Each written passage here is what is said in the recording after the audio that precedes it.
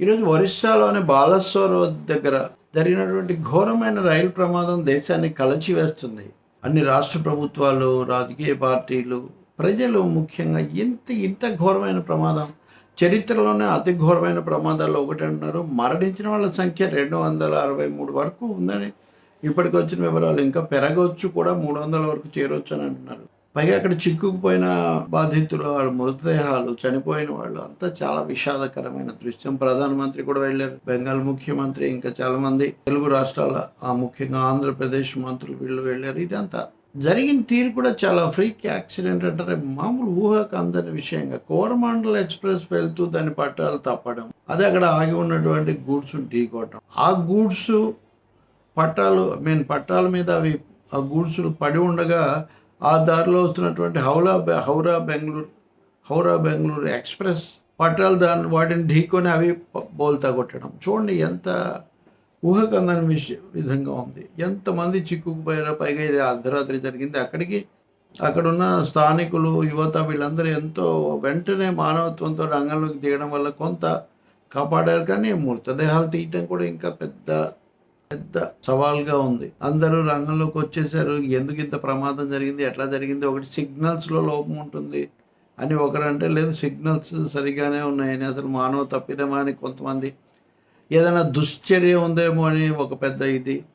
ఇవన్నీ కాకుండా కొన్ని కారణాలు కూడా ఉన్నాయి. ఉదాహరణకి ఈరోజు కొంతమంది నాయకులు మేము ఈరోజు ఏం మాట్లాడమన్నారు. నిజమే, అది ఇంత పెద్ద విషాదం జరిగినప్పుడు ఇప్పటికప్పుడు దాంట్లోకి మనం అవన్నీ కాదు. కానీ ఈవెన్ నెక్స్ట్ మంది యూనియన్ నాయకులు కూడా మాట్లాడారు కొన్ని సాధారణ విషయాలతో పాటు. ప్రధాని ఏమో కఠిన చర్యలు తీసుకుంటాం, ఎవరైనా కానీ మేము కఠినంగా శిక్షిస్తాం కారకులైన వాళ్ళని, అది ఇది అన్నారు. అంటే ఆయన చెప్పే ప్రకారం ఎవరో వేరే వాళ్ళు దీని కారకులు, ఒక దుశ్చర్య ఏదో జరిగిందనే ఒక నిర్ధారణకు వచ్చిన పద్ధతిలో ఆయన మాట్లాడారు.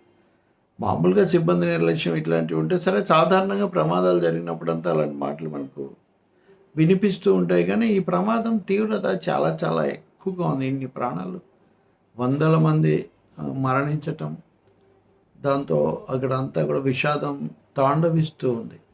దీని మీద లోతుగా దర్యాప్తు చేసి నిజమైన వాళ్ళు ఎవరన్నా చేయాలి. రెండవది, రైల్వే స్టేషన్ దగ్గరే బెంగాల్ ముఖ్యమంత్రి మమతా బెనర్జీ వచ్చి ఆమె 500 మంది వరకు చనిపోయారు సమాచారం అంటే వెంటనే రైల్వే మంత్రి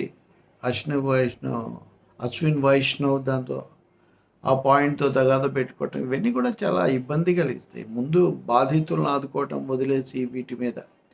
ఒకటైతే నిజం, రైల్వేల ప్రైవేటీకరణ అనేది పెరిగిపోయిన తర్వాత ముందుగా నిర్లక్ష్యానికి గురైంది భద్రతా ప్రమాణాలు.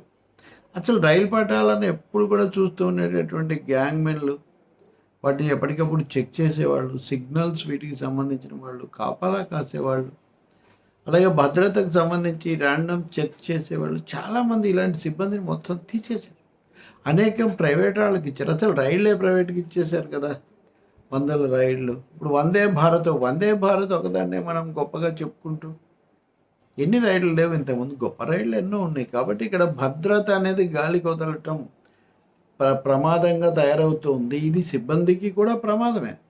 ఇక రెండవది, చూస్తూ ఉంటేనే అనేక ప్రమాదాలు జరుగుతుంటాయి. అట్లాంటిది ఇలా ఆ భద్రతకు సంబంధించిన విభాగాలు, యాంత్రీకరణ, సాంకేతిక నైపుణ్యం కూడా పెంచుకోకపోతే ఇలాంటి ప్రమాదాలు రాబోయే రోజుల్లో మరిన్ని జరుగుతాయి. దీన్ని ఒక పెద్ద హెచ్చరికగా తీసుకోవాలి. దీనికి సంబంధించిన వివరాలన్నీ బయటకు వచ్చిన తర్వాత కారకులు ఎవరు అంటే ఆ రోజు అక్కడ డ్రైవర్ ఎవరు, లోకో సిబ్బంది ఎవరు, లేకపోతే వాళ్ళు కాదండి. అసలు వ్యవస్థాగతంగా ఈ నిర్ణయాలు చేయడానికి, ఇలాంటి అలసత్వం రావడానికి కారకులు ఎవరు అన్నదాన్ని అన్వేషించాల్సి ఉంటుంది. అప్పుడు మటుకే మనకు నిజమైన భద్రత లభిస్తుంది. ఇంకా ఇతర వివరాలు మనం వచ్చిన తర్వాత చూడాలి. మృతి చెందిన వాళ్ళ కుటుంబాలకు ప్రతి ఒక్కరు కూడా విషాదం తెలుపుతారు, ఈ బాధలో పాలు పంచుకుంటారు. ఇట్లాంటివి మళ్ళీ పునరావృతం కాకుండా ఉండాలని కోరుకుంటారు. చాలా వివరాలు ఉన్నాయి కూడా. రైల్వే కార్మిక సంఘాలు వాళ్ళని చెప్పినవి ఇలాంటివి జరుగుతాయని వాళ్ళు హెచ్చరికలు చేస్తూనే ఉన్నారు. తెలిసి మనం భద్రత యొక్క ప్రమాణాలు తగ్గిస్తున్నందువల్ల పెరుగుతున్న ప్రమాదాలు